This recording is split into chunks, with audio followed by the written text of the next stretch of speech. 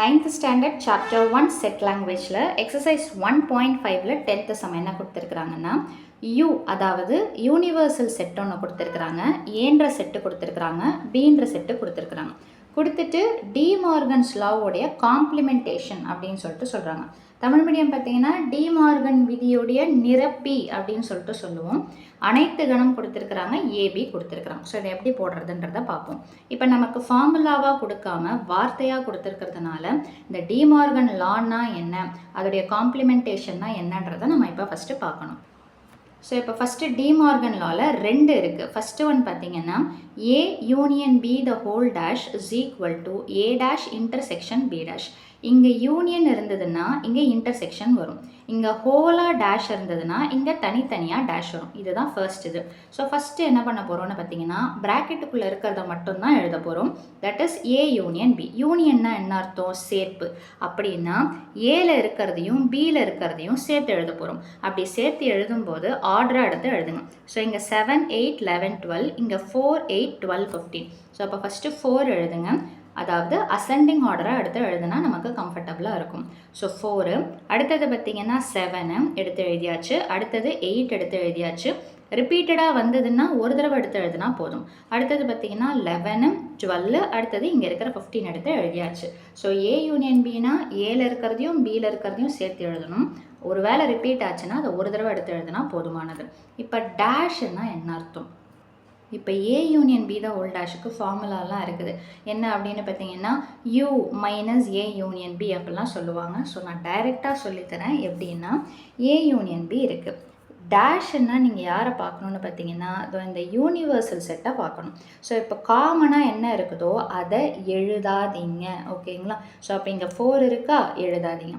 7 இருக்கா, எழுத வேண்டாம். ஸோ ஃபஸ்ட்டு நான் ப்ராக்கெட்டை போட்டுக்கிறேன். அடுத்தது 8 காமனாக இருக்குது, எழுதாதீங்க. 10 இங்கே இருக்குது, இங்கே இல்லை. இப்போது யூவில் இருக்கிறத மட்டும்தான், காமனாக இருக்கிறத விட்டுடணும். விட்டுட்டு யூவில் இருக்கிறத மட்டும் எடுத்து எழுதணும். ஸோ அப்போ எது யூவில் இருக்குதுன்னு பார்த்தீங்கன்னா 10 இருக்குது. ஸோ அடுத்தது பார்த்தீங்கன்னா 11 காமனாக இருக்குது, விட்டுருங்க. 12 காமனாக இருக்குது, விட்டுருங்க. 15 விட்டுருங்க. ஸோ அப்போ மீதி என்ன மட்டும்தான் பேலன்ஸ் இருக்குதுன்னு பார்த்தீங்கன்னா 16. அப்போ A union B the whole dash உடைய ஆன்சர் என்னென்னு பார்த்தீங்கன்னா 10, 16. ஐ ரிப்பீட், டேஷ்ன்னா என்ன அர்த்தம்னா இங்கே என்ன கொடுத்துருக்குறாங்களோ அதை யூனிவர்சல் செட்டோட கம்பேர் பண்ணுங்கள். எது காமனாக இருக்குதோ அதை விட்டுட்டு யூனிவர்சல் செட்டில் மீதி என்ன இருக்குதோ, இது எல்லா டேஷ் கான்செப்ட்டுக்குமே பொருந்தும், ஓகேங்களா? ஏ டேஷ் பி டேஷ் அப்படின்ற மாதிரி. ஸோ இதுதான் எல்ஹெச்எஸ் உடைய ஆன்சர். ஈக்குவேஷன் 1ன்னு சொல்லிட்டு நோட் பண்ணியிருக்கேன். அடுத்தது ஆர்ஹெச்எஸில் பார்த்தீங்கன்னா A dash intersection B dash தனித்தனியாக கண்டுபிடிக்க போகிறோம். ஸோ டேஷ்ன்னா என்ன அர்த்தம்? இப்போ ஏன்னா ஏக்கு வந்துடுங்க. யூனிவர்சல் செட்டை பாருங்கள். காமனாக என்ன இருக்குது? 7, 8, 11, 12. இதை விட்டுருங்க. ஸோ இதை தாண்டி நான் எதுக்கெல்லாம் டாட் வைக்கலையோ அதுதான் ஆன்சர். யூனிவர்சல் செட்டில் மீதி என்ன இருக்குது?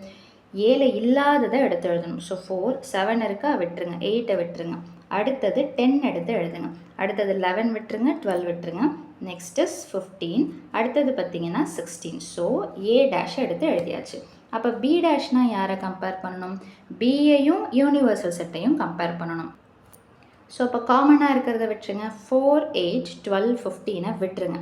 மீதி யூனிவர்சலில் இதை தவிர்த்து என்னென்ன நம்பர்ஸ் இருக்குது? 4 எழுத வேண்டாம். 7 யூனிவர்சல் செட்டில் எக்ஸ்ட்ராவாக இருக்குது. 8 வேண்டாம். 10 எடுத்து எழுதுங்க. 11 யூனிவர்சல் செட்டில் மட்டும்தான் இருக்குது. 12 காமனாக இருக்கிறதுனால எழுத வேண்டாம். 15 காமனாக இருக்கிறதுனால எழுத வேண்டாம். ஸோ மீதி என்ன இருக்குது? 16. இப்போது ஏ டேஷ் தனியாக கண்டுபிடிச்சாச்சு, பி டேஷ் தனியாக கண்டுபிடிச்சாச்சு. இது ரெண்டுத்துக்கும் என்ன பண்ண சொல்கிறாங்கன்னா இன்டர்செக்ஷன், தமிழில் பார்த்தீங்கன்னா வெட்டுன்னு சொல்லுவோம். அப்படின்னா என்ன அர்த்தம்? பொதுவாக இருக்கிறத எடுத்து எழுதுங்க. 4 இல்லை, 10 ரெண்டுத்துக்கும் காமனாக இருக்குது. வேறு எந்த நம்பர் காமனாக இருக்குதுன்னு பார்த்தீங்கன்னா 16. ஸோ இதுதான் ஆர்ஹெச்எஸ் உடைய ஆன்சர். நான் இதை ஈக்குவேஷன் 2ன்னு சொல்லிட்டு போட்டுக்கிறேன், ஓகேங்களா? ஸோ இப்போ ஃபர்ஸ்ட் வேல்யூவும் செகண்ட் வேல்யூவும் எப்படி இருக்குது? சேமாக இருக்கிறதுனால எல்ஹெச்எஸ் இஸ் ஈக்குவல் டு ஆர்ஹெச்எஸ்ன்னு எடுத்து எழுதினா ஓகே, இல்லைனா அந்த ஃபார்முலாவே எடுத்து எழுதினா ஓகே. அப்படி இல்லைன்னா 1 இஸ் ஈக்குவல் டு 2ன்னு எடுத்து எழுதலாம், ஓகேங்களா? இதில் செகண்ட் லா என்னென்னு பார்த்தீங்கன்னா ஃபஸ்ட்டு யூனியனில் பார்த்தோமா, இப்போ இன்டர்செக்ஷனில் பார்க்கணும். A intersection B the whole dash is equal to A dash union B dash. First நம்ம என்ன பண்ணணும், ஏ இன்டர்செக்ஷன் பியை மட்டும் தனியாக கண்டுபிடிக்கணும். ஏ இருக்குது, பி இருக்குது. இன்டர்செக்ஷன்னா என்ன அர்த்தம், பொதுவாக இருக்கிறத எடுத்து எழுதணும். ஸோ 7 இல்லை, 8 காமனாக இருக்குது, ஸோ அதை எடுத்து எழுதுகிறேன். அடுத்தது 11 இல்லை, அடுத்தது 12 இருக்குது. ஸோ 2 காமன் நம்பர்ஸ் இருக்குது, அதை எடுத்து எழுதியாச்சு. இப்போ இந்த ஏ இன்டர்செக்ஷன் பி இங்கே இருக்குது. இந்த ஆன்சரை யாரோட கம்பேர் பண்ணோம்னா யூனிவர்சல் செட்டோட கம்பேர் பண்ணணும். அதாவது 8ஐயும் 12ஐயும் மட்டும் விட்டுருங்க, மீதி என்ன இருக்குதோ அதை அப்படியே எடுத்து எழுதுங்க. ஸோ 4, 7, 10, 11, 15, 16 இதை தான் ஃபார்முலாவில் அவங்க சொல்லித்தராங்க. என்னென்னு பார்த்தீங்கன்னா u minus A intersection B அப்படின்றதோடைய கான்செப்டை தான் நான் டைரெக்டாக எடுத்து சொல்லித்தரேன். இதை நீங்கள் ரஃபாக போட்டால் போதுமானது. ஸோ நம்ம என்ன கண்டுபிடிச்சிட்டோம், A intersection B the whole டேஷை கண்டுபிடிச்சிட்டோம். ஸோ இதை ஈக்குவேஷன் 3 ஆல்ரெடி 1 and 2 யூஸ் பண்ணியிருக்கிறதுனால ஒரே சம்ன்றதுனால இதை தேர்ட் ஈக்குவேஷன் சொல்லிட்டு வச்சுருக்கோம். ஸோ சேம் சம்ன்றதுனால நம்ம ஏ டேஷையும் பி டேஷையும் ஆல்ரெடி கண்டுபிடிச்சிட்டோம். ஸோ அதை அப்படியே ரீரைட் பண்ணி எடுத்து எழுதினாலே போதுமானது. இப்போ இது ரெண்டுத்தையும் என்ன பண்ணணும்னு சொல்கிறாங்கன்னு பார்த்தீங்கன்னா யூனியன். அப்போது ஆர்டராக எடுத்து எழுதுங்க. ஸோ ஃபஸ்ட்டு 4, அடுத்தது 7, அடுத்தது 10, அடுத்தது 11, அடுத்தது 15, அடுத்தது 16. ஸோ இப்போது இது equation 4. So 4, 7, 10, 11, 15, 16. 4, 7, 10, 11, 15, 16. So equation 3யும் equation 4ம் சேமாக இருக்கிறதுனால 3 is equal to 4 அல்லது LHS equal to RHS அல்லது அந்த ஃபார்முலாவை அப்படியே எடுத்து எழுதுனீங்கன்னா இந்த ப்ரூஃப் முடிஞ்சு போச்சு. ஸோ அவ்வளோதான் இந்த சம்மோட சொல்யூஷன். மீண்டும் அடுத்த பதிவில் வேறொரு சம்மோடு சந்திக்கிறேன்.